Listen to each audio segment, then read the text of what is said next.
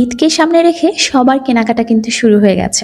তাহলে আমি আর বাদ থাকি কেন? চলুন আপনাদের সঙ্গে ঝটপট শেয়ার করে ফেলি যে আমাদের প্রথম দিনের শপিং এ কি ছিল। আসসালামু আলাইকুম। আশা করি সবাই অনেক অনেক ভালো আছেন। আমি আলহামদুলিল্লাহ অনেক ভালো আছি। তো আজকে হচ্ছে আমাদের ঢাকাতে ঈদ শপিং এর প্রথম দিন। তো শুরুতে আমরা রিক্সায় এসেছি। তারপর আমরা এই লোকাল বাসগুলোতে করে চলে যাব নিউ মার্কেট। তো আজকে মেইনলি আমাদের যা কিছু প্রয়োজন সেগুলো আমরা নিউ মার্কেট থেকেই কেনাকাটা করব। আমি দেখি যে ঢাকাতে এমনিতেই অনেক ভিড় থাকে কেনাকাটার সময়, আর তারপর তো আবার ঈদের সময় আসলে সবারই কিন্তু ঈদ কেনাকাটা শুরু হয়ে গেছে। আর আমি একটু ঢাকাতে শপিং করতে বেশি পছন্দ করি, কারণ হচ্ছে যে আমার কাছে মনে হয় যে এখানে একটু রিজনেবল প্রাইসেই জিনিসপত্র পাওয়া যায় অন্য জায়গার তুলনায়। শুরুতেই আমরা বেশ কিছু শাড়ি দেখেছি, কারণ ঈদের পরে আমাদের একটা প্রোগ্রাম আছে, সেজন্য শাড়ির প্রয়োজন ছিল। তো শাড়ি নেওয়ার পরে আমরা চলে আসি এই আর্ট অ্যান্ড ক্রাফট রিলেটেড এই দোকানটাতে, নিউ কুমিল্লা হার্ডওয়্যার। এটাও কিন্তু নিউ মার্কেটের নিচতলাতে। এখানে কিন্তু আপনারা আর্ট অ্যান্ড ক্রাফট রিলেটেড সব ধরনের জিনিসপত্র পেয়ে যাবেন। যেহেতু আমার গ্রামে থাকা হয় আর সেখানে আসলে এই ধরনের জিনিসপত্র হাতের কাছে অ্যাভেলেবেল পাওয়া যায় না, সেই জন্য আমার প্রয়োজনীয় জিনিসগুলো এখান থেকে নিয়ে নিয়েছি। তারপর বের হওয়ার পরে এই যে ভ্যানে এই জুতাগুলো দেখলাম, এগুলো আসলে আমার অনেক বেশি পছন্দ, কিন্তু যেহেতু মোটামুটি গরম পড়ে যাচ্ছে সেই জন্য আয়াতের জন্য আর এই জুতাগুলো নেওয়া হয়নি। এখান থেকে টুকিটাকি কেনাকাটা শেষ করে আমরা বাসার দিকে ফিরছিলাম।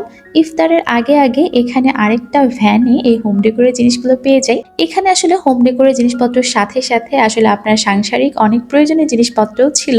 আমার কাছে মনে হয় যে যারা সংসারী এবং যারা রুম সাজাতে ভালোবাসে সেই সব মেয়েদের জন্য এই দোকানগুলা মূলত এক প্রকারের দুর্বলতার দোকান। দেখা যায় যে এই সব দোকানে আসলে বিভিন্ন ধরনের জিনিসপত্র পছন্দ হয়ে যায়। তো এখানেও আমরা দেখে দেখে আমাদের প্রয়োজন বুঝে সাংসারিক বলুন আর হোম ডেকোর বলুন বেশ কিছু জিনিস এখান থেকে নিয়েছি। এই জিনিসগুলো ভ্যানে পাওয়া গেলেও কিন্তু এখানেও দামটা ভ্যারি করে। এখানে কম দামের জিনিসও পাবেন, আবার বেশি দামের জিনিসও পাবেন। যেমন রুটির এই পিড়িটা কিন্তু 600 টাকা দাম, আবার এখানে কিন্তু 150 টাকা দামের পিড়িও আছে, এর থেকে বেশি দামেরও আছে। তো যাই হোক, তার পাশে আরেকটা ভ্যানে খুব সুন্দর সুন্দর হেয়ার ক্লিপ পাওয়া যাচ্ছিল। তো আমি আয়াত এবং জোনানার জন্য বেশ কয়েক জোড়া ক্লিপ নিয়েছি। ওদিকে ইফতারেরও সময় হয়ে গিয়েছে।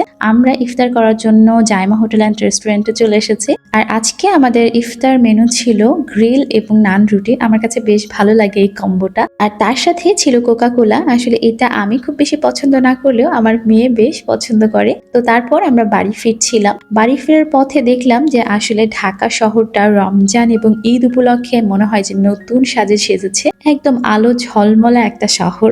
বাড়ি ফিরছি, কিন্তু শপিং কিন্তু এখনো শেষ না।